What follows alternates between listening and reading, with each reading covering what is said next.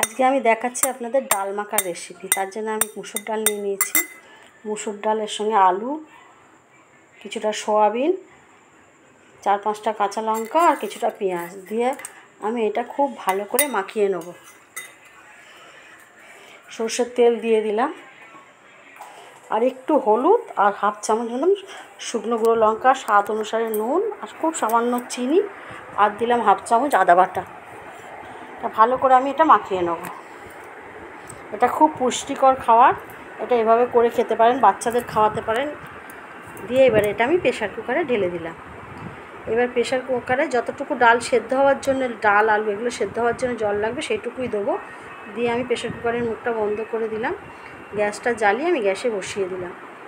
এটা এমন কিছু সময়ও লাগবে না, তাড়াতাড়ি হয়েও যাবে। এবার আপনি এটা করে বাচ্চাদের খাওয়াতেও পারেন, বাচ্চাদের দিলেও বাচ্চারা খেতে পারবে। ভাত যদি না খায় এরকম এক বাটি করে যদি করে দেন, তাতেও অনেক পুষ্টিকর খাবার। এটা বড় থেকে বাচ্চা যারা ডায়েট করেন তারাও খেতে পারেন।